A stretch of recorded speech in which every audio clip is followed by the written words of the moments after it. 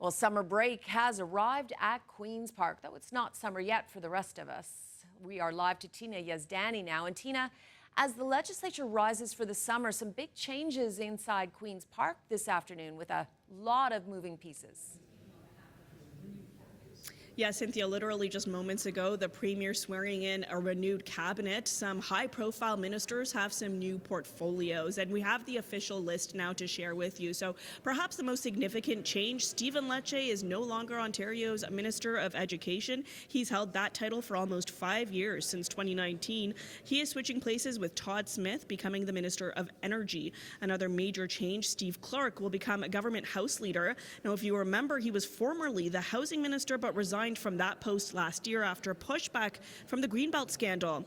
Ontario also has a new long-term care minister, Natalia Kusindova-Pashta. Stan Cho, who held that post, is now Minister of Tourism. And as you mentioned, Cynthia, Queen's Park rising a week early today, and that has opposition critics unhappy. The misnomer out there, and I think all parties will agree, that everyone's sitting on the beach for the next few months. That's furthest from the truth. Thank you so much, and wish everyone a safe holidays. And with that, the summer break begins at Queen's Park, a week earlier than scheduled.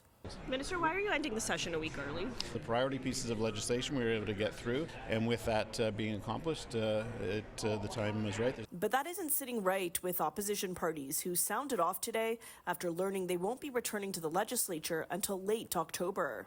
We're not coming back to the 21st of October? That's not right. I think that they can't get out of this place fast enough because this is where they are held to account. You don't want to be held accountable in the House. We'll find ways to hold you accountable. We want to get work done here in this place, right? Like, we actually know that people are suffering out there. Emergency rooms are closing all across the province. 2.4 million Ontarians don't have a family doctor. Our schools are crumbling. ERs are closing. Rural hospitals are closing. This government's priority? Spend $1 billion to get beer and wine at the corner store a year early. The government insists their work will not stop. The Justice Committee will be beginning their work on intimate partner violence, which is a really in-depth and important study. So there is a lot of work that will be happening over the summer to advance some of the priorities, not only of the government, but some of the issues that the opposition have raised too that are important to them. Is there anything positive you think this government has done this session? No.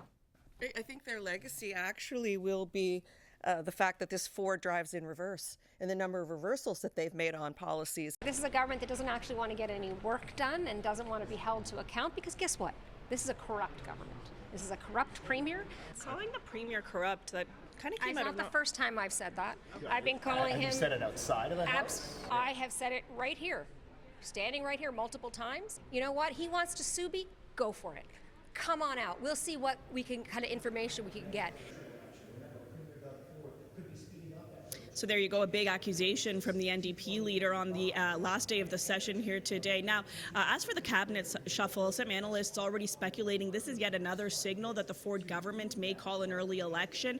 We did speak with Stephen Lecce just a few minutes ago, the new Minister of Energy, and he was already in attack mode, attacking Bonnie Crombie right off the bat about being the queen of the carbon tax, which we've heard throughout this session. So we'll have to wait and see if an early election is called.